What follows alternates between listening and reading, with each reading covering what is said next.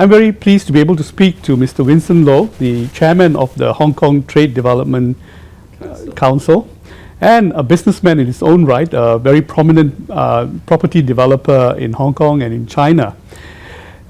The first question I really want to ask you is this, that we all see the numbers. Global trade is slowing dramatically, despite an era where there's a lot of bilateral and multilateral arrangements, taking place all around the world. What do you think is happening?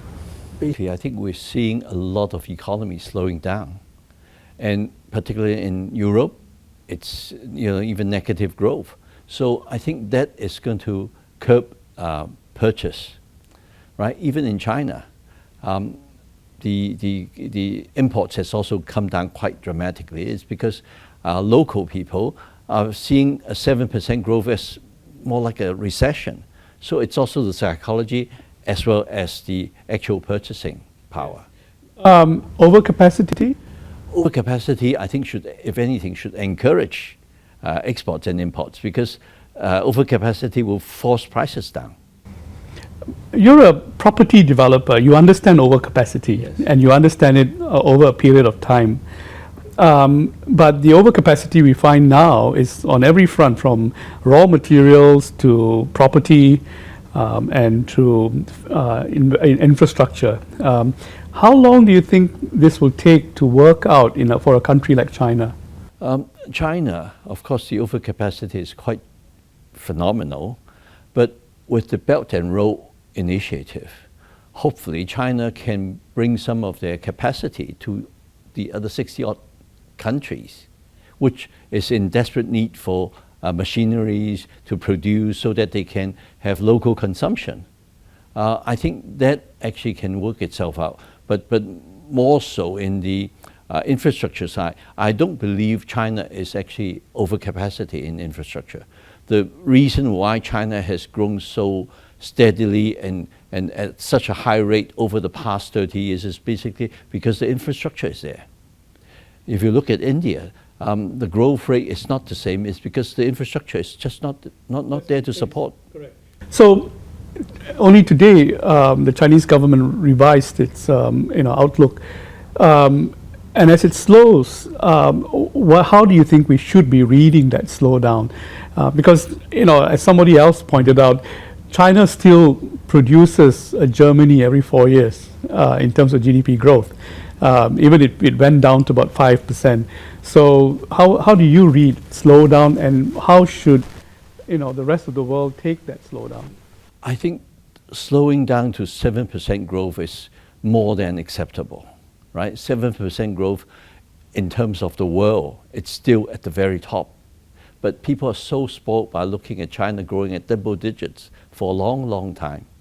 And that is not sustainable. The past model of export and also investment. That's why you mentioned there's so much overcapacity. Now China is trying to transform its economy, also restructure, rebalance its economy. Then it's a necessity to slow down. How were you at the Trade Development Council reading the trade flow figures in the last few years? Because a lot of it was actually financing through using the trade corridor, in that a lot of Chinese corporates were actually borrowing offshore to fund their onshore development. It wasn't actually trade in that regard. And now that's the financing aspect is in a turmoil because of the changes in the renminbi and so on. How are you reading it 2 years ago, and how are you reading it today? I think 2 years ago, everybody was expecting the renminbi to continue to appreciate. Yes. Now reality has set in. The renminbi has depreciated quite significantly in the past few months, and so everybody is taking a hit. And just now you mentioned about borrowing money from overseas, using it as trade figures to help their own domestic development. Yeah. I think it's basically an issue of lower interest rate overseas and also appreciation of the renminbi. If you can borrow at a cheap cost and also your renminbi is going to appreciate, that it's a double win situation. But it's no longer the case. Right. So how do you think it's going to play out? I think there will be a lot more onshore bonds issues or bond or financing from local using renminbi, because like myself as a developer, I'm selling in renminbi. I'm also building in renminbi.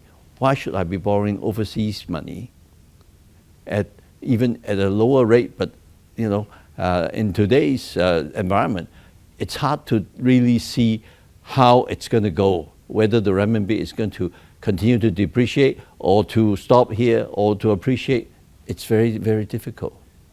On the real estate front, that being the high end of the investment spectrum, are you still confident in China? Are you still invested? Are you still engaged? Yes, I'm still very confident in the property sector, but of course there's a lot of overbuilt in certain, particularly in the third and fourth tier cities, and also I think the economic development is not consistent throughout the whole country.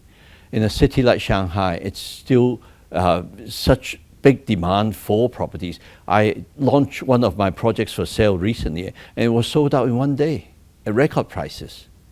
And a city like Shanghai is transforming itself to becoming like a New York and London, an international finance center. So there still needs to be quite a bit of facilities and infrastructure and housing or offices to be built.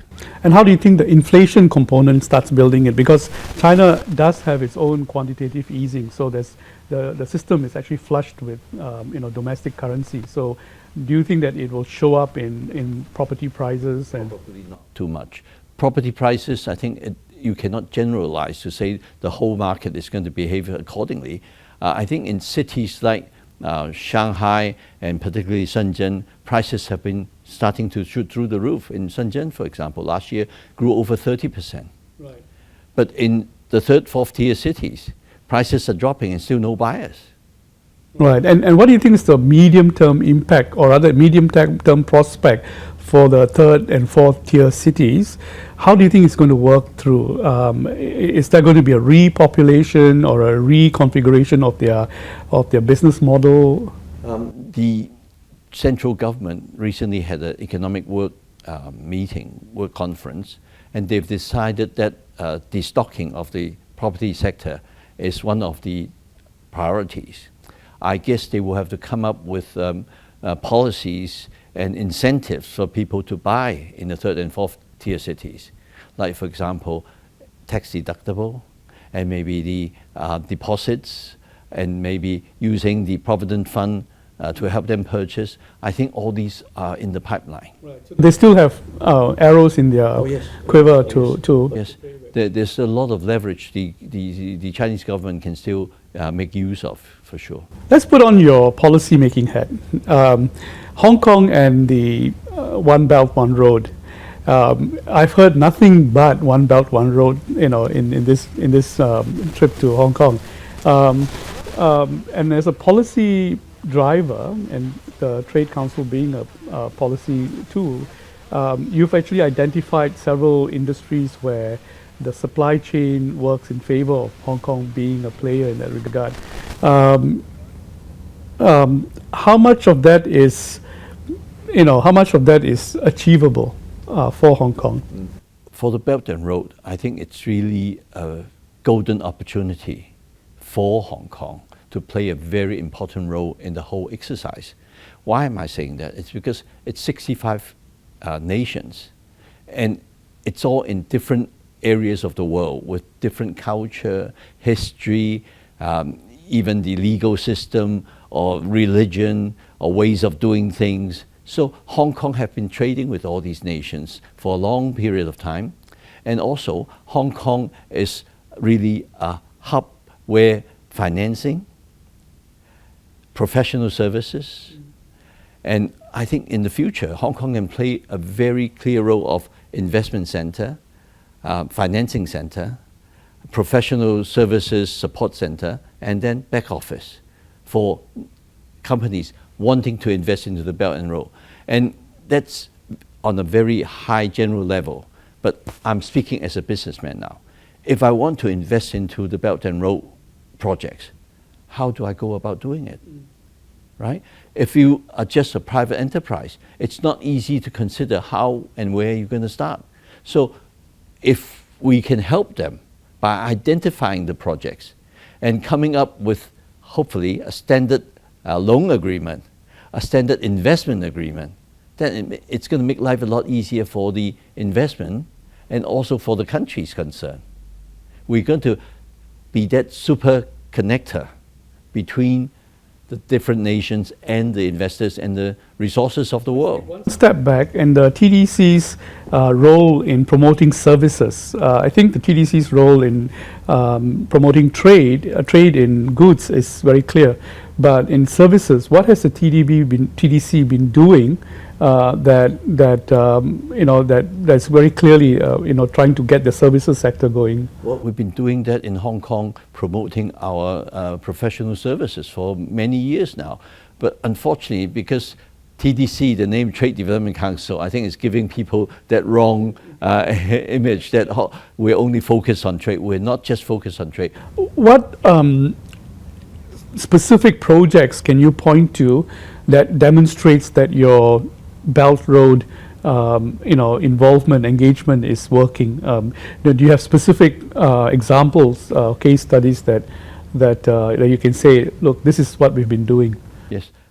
We have signed, for example, a cooperation MOU with an organization called AIIB in China.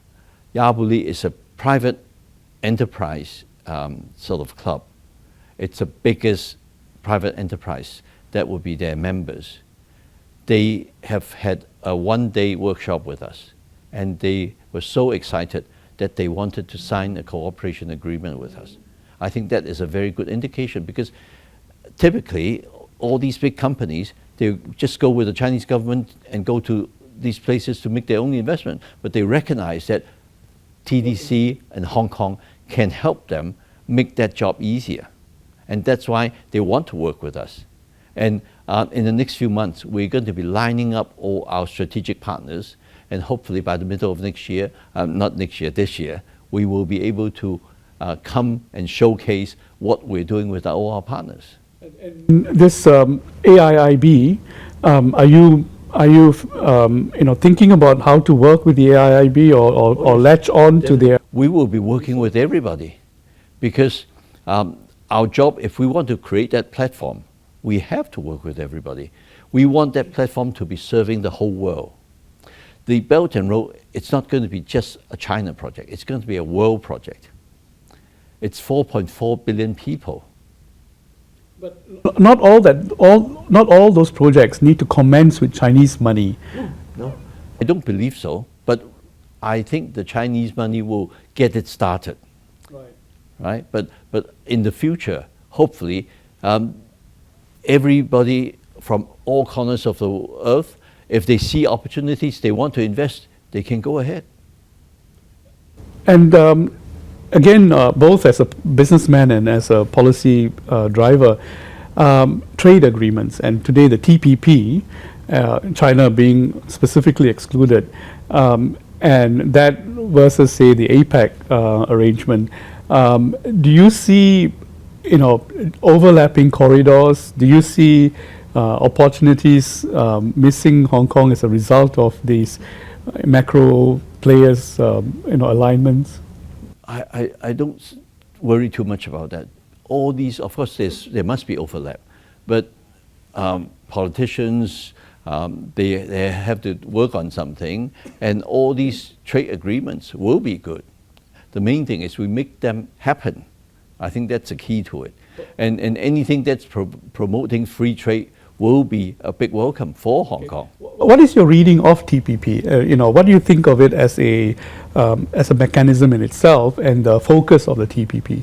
Well, it's starting to happen, but I think it's still got a long process to go yet, because all the countries have to go back to their own legislature to get it approved. I think that's going to be a long process. The fact that it's very IP-centric, and therefore all of the industries that are IP-centric, isn't that an area that Hong Kong would have wanted to latch onto or benefit from? Yes, well, if we can join, I'm sure we will consider very seriously. But, I think all these are very political. How developed IP-based industries in Hong Kong? Well, Hong Kong, we actually have very good legal system. I think that's the best form of protection for IP. And that is why we're now looking at the possibility of doing a bit more in the technology side, and hopefully we will gain some momentum. Actually, you're probably the best person to answer this question, because IP players who want to be domiciled in Hong Kong, especially to reach out to China, find that Hong Kong is a very expensive place, mainly because of property prices. And property prices kills everything else. It's like chemotherapy, It's like it does good and does bad as well. And therefore, some industries need a little bit more nurturing in order to find a foothold in Hong Kong. Unfortunately, I have to agree with you. Hong Kong property prices is way too high, but mainly it's because of supply and demand.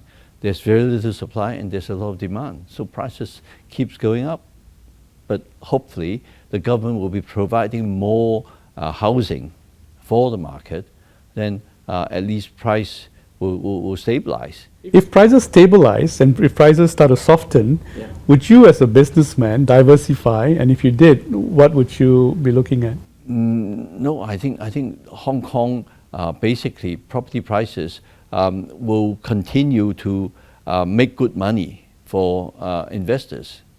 Of course, if you go in at the very peak of the market, it's difficult to say. But so far, so good. Touch wood. The Hong Kong market has been very rewarding for property developers. And Hong Kong, as a strategic location for East Asia, is very clear.